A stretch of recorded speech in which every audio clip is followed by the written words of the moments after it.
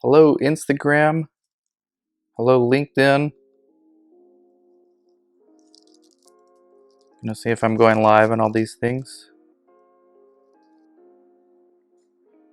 So, gonna read some viewer questions on this live stream, and I'm gonna take questions from how's it going? How to clinical research. I might actually see you next week.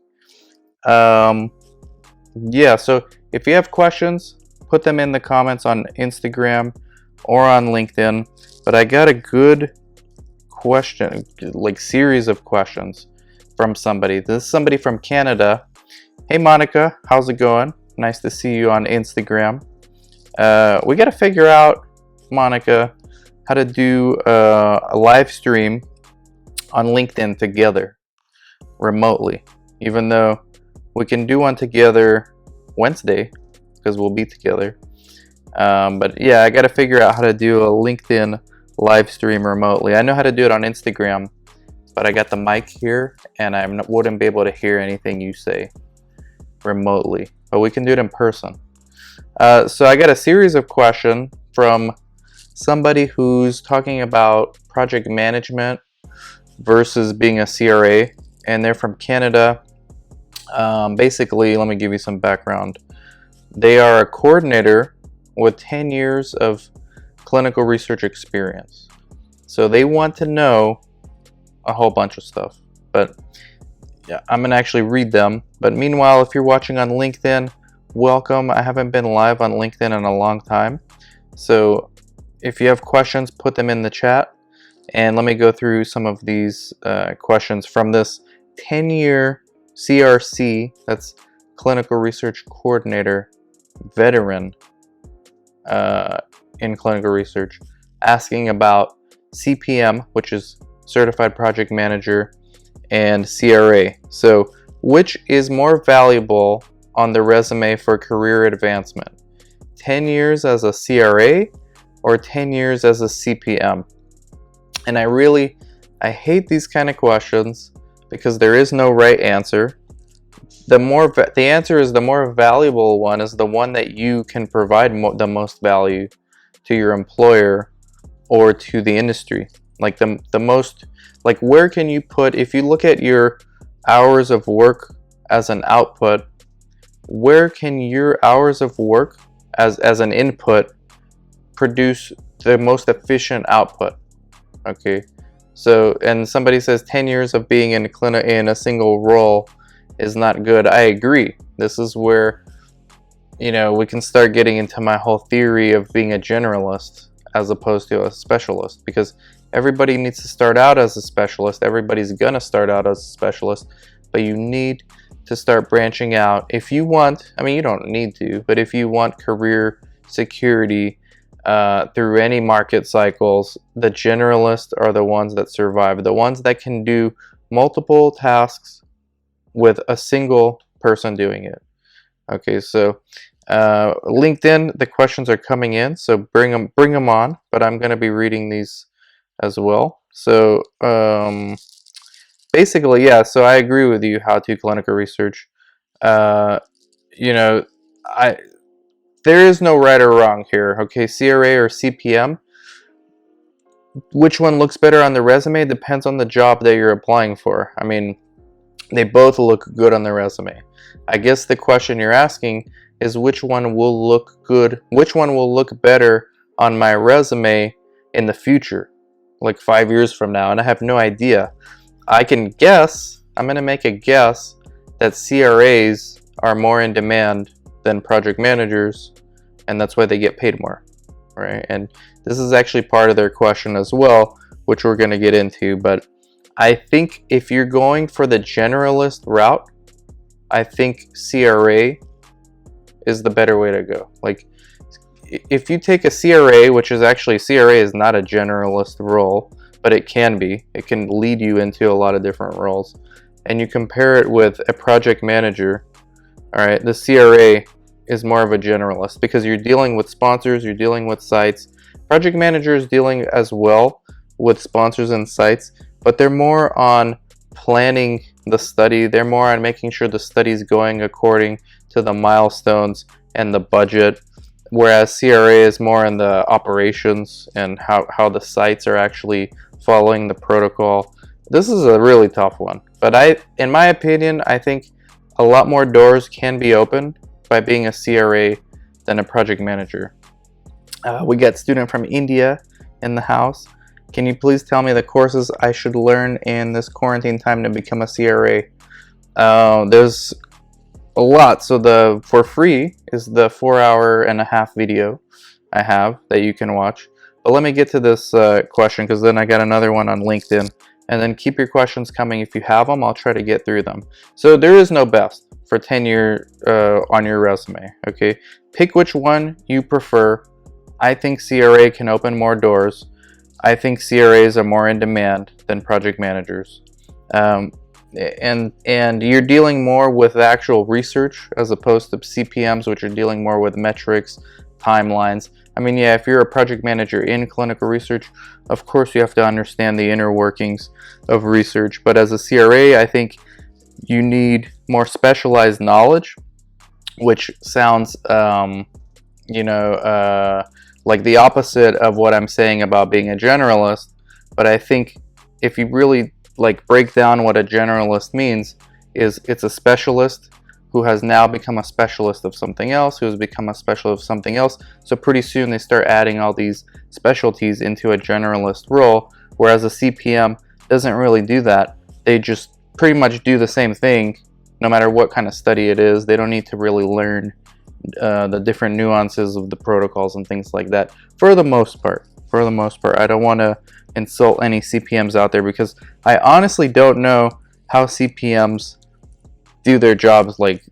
I mean, I would die in that position as a CPM. CPMs, whenever there's a problem, everybody goes to the project manager, the CRA, the sites, the sponsor. Everybody looks at the project manager and expects answers, whereas the CRA is more of a problem solver from a proactive perspective, or somebody tells the CRA, hey, go solve this problem, but the project manager is getting constantly bombarded with these problems from all the stakeholders.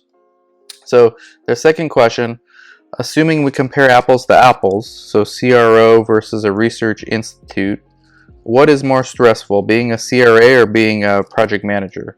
A lot is written about CRA burnout, but project management seems to be more stressful.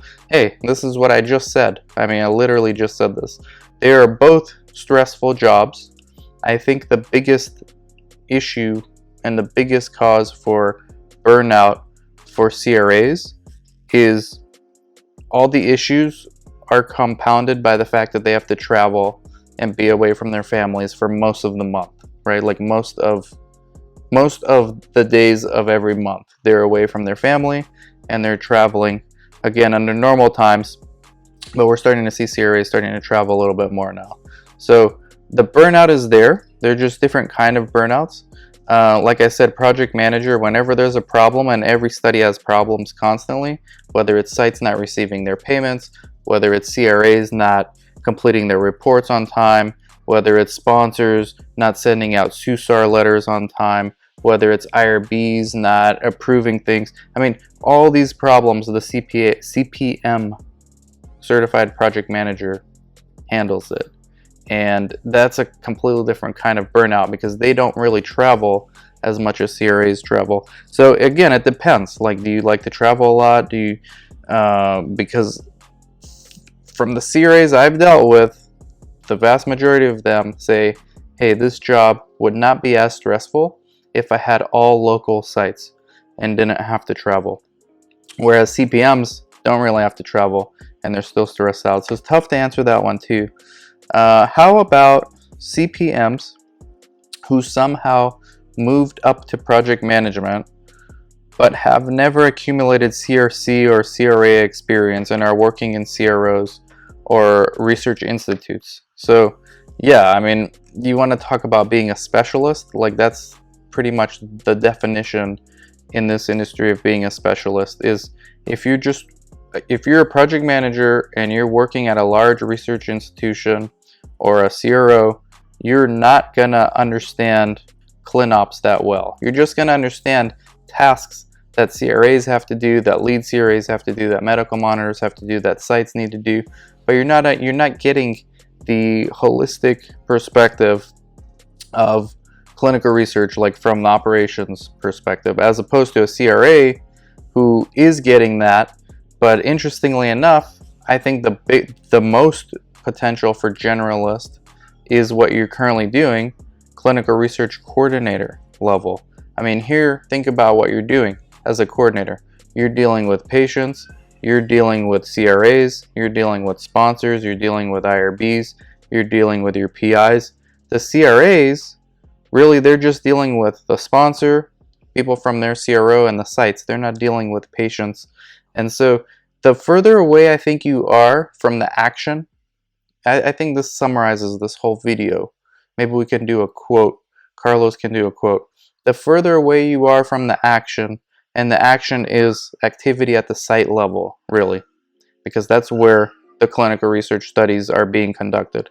The further away you are from the action, the further removed you are from the action, the less of a generalist your potential is.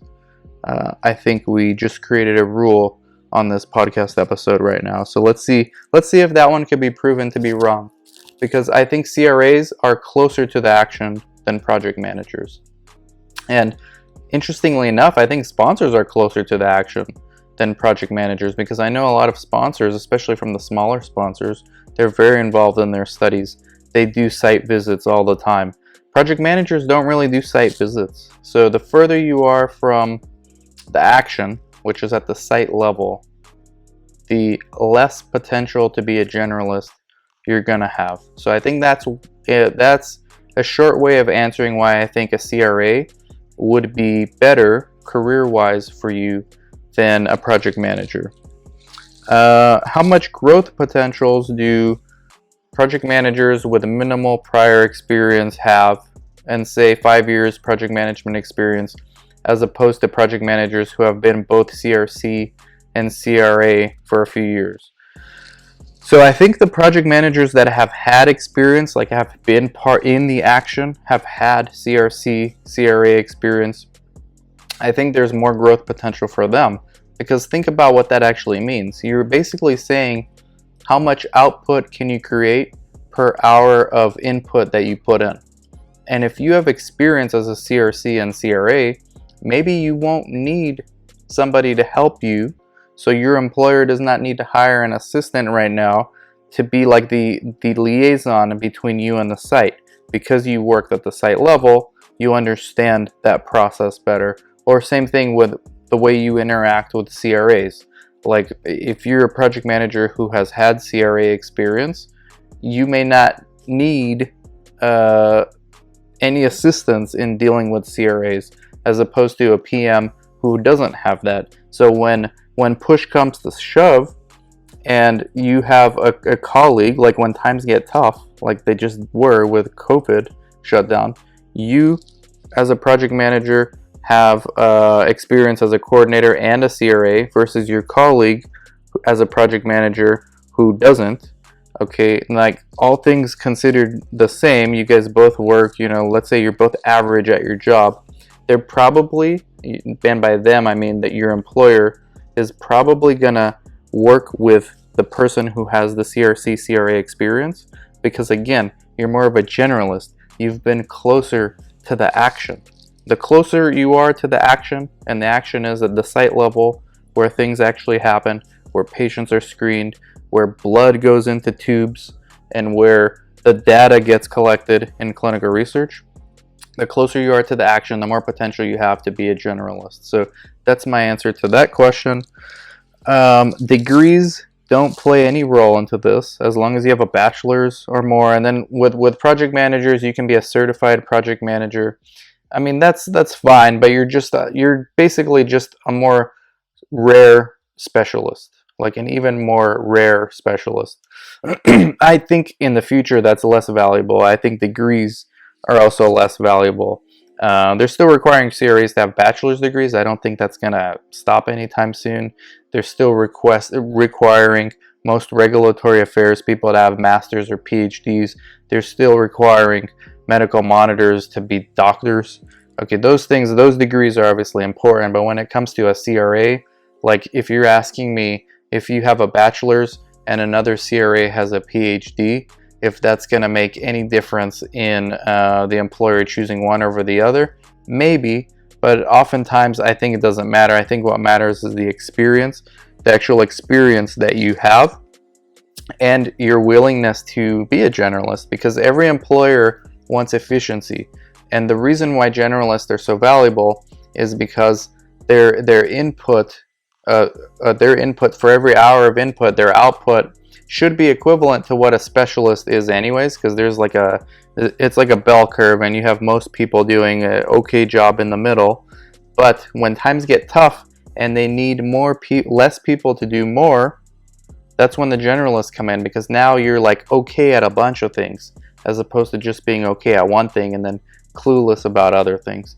And we actually saw that happen. We saw like a mini preview of that with this recession, or with this coronavirus shutdown, which in the future, if there is a recession, that's the way it's going to play out. Okay, so I think generalists is very important. It's not just something that sounds cool to put on quotes for Instagram. It's something I really believe in.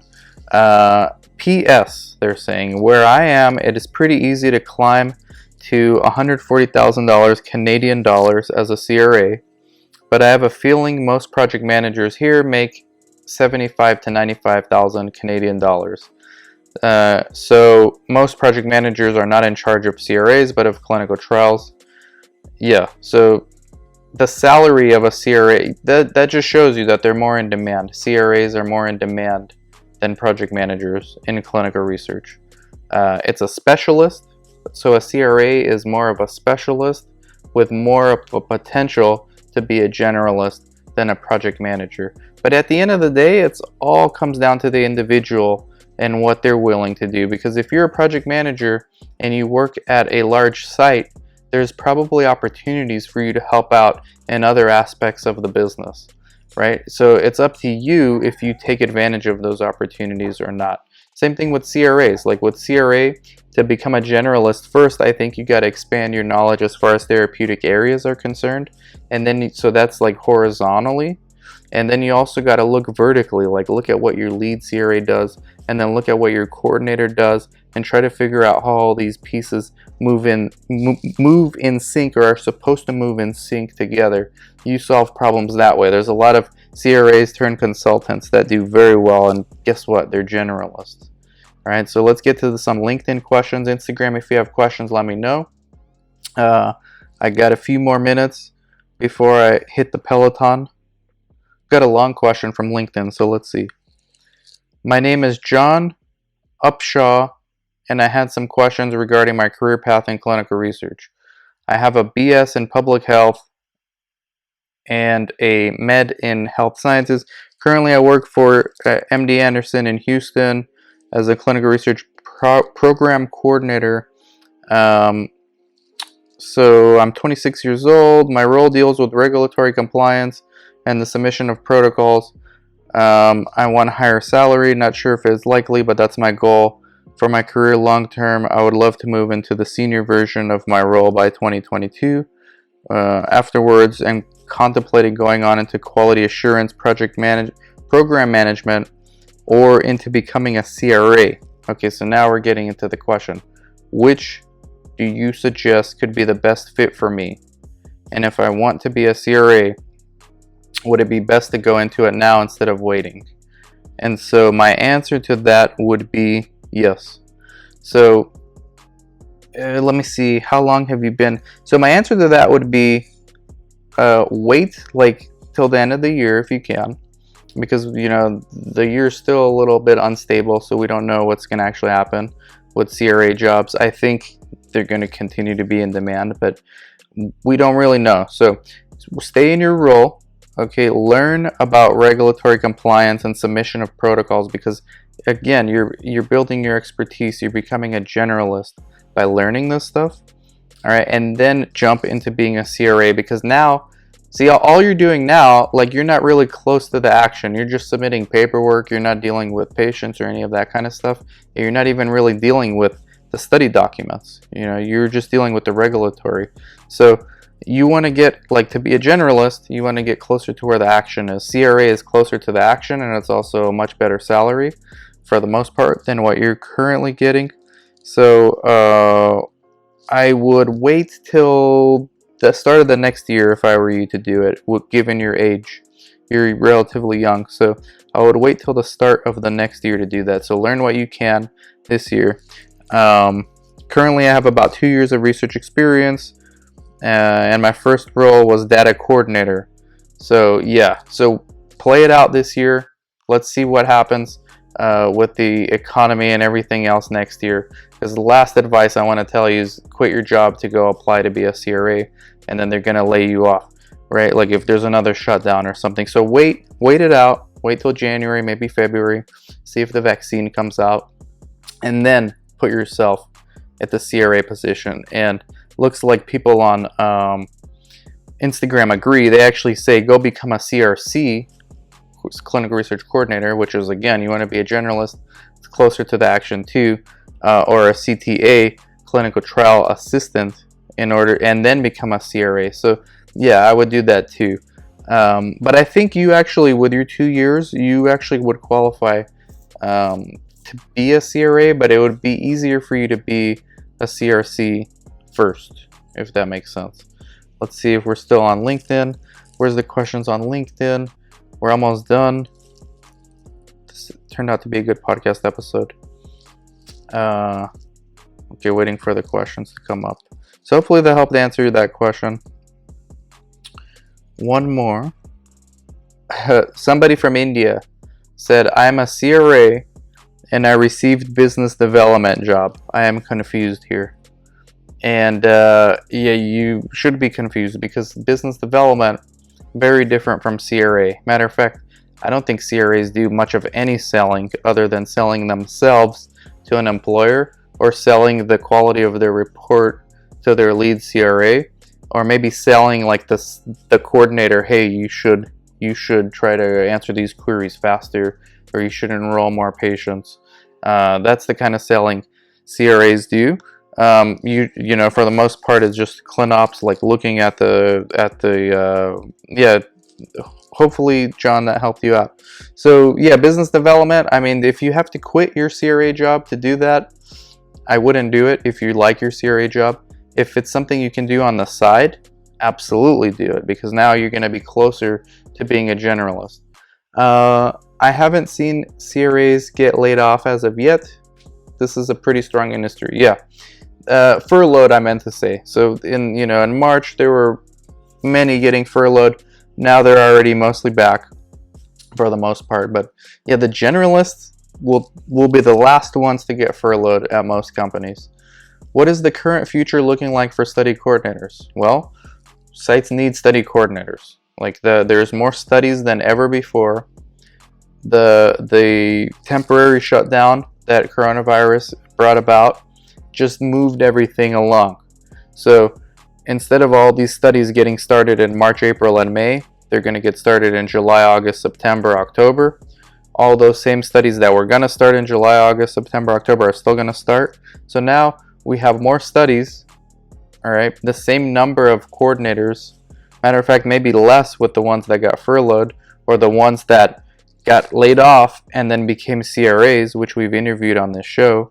So there's even less CRCs than there was at the start of this year, 2020, and there's more studies than there was at the start of this year, 2020. So that's just supply and demand.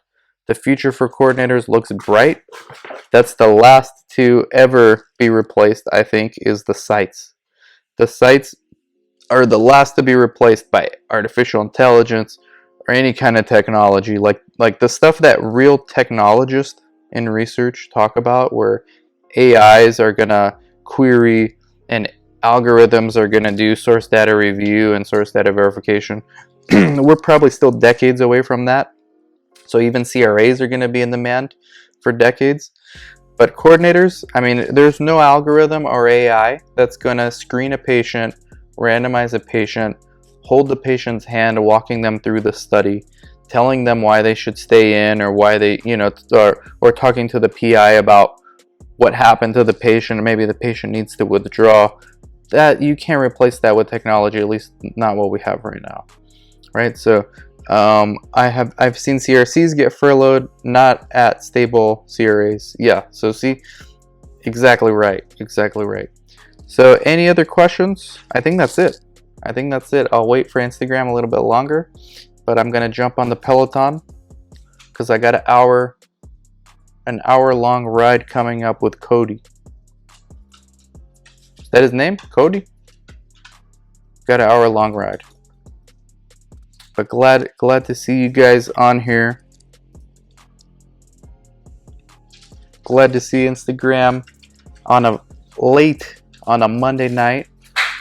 You could have been anywhere in the world, but you're here with me. It means a lot to me. Keep your questions coming. LinkedIn, thank you very much. It's been too long, LinkedIn. I gotta do more of this. Instagram, I've been doing more of this. Okay, so everybody have a great Monday night, and we'll talk to you all later. Bye-bye.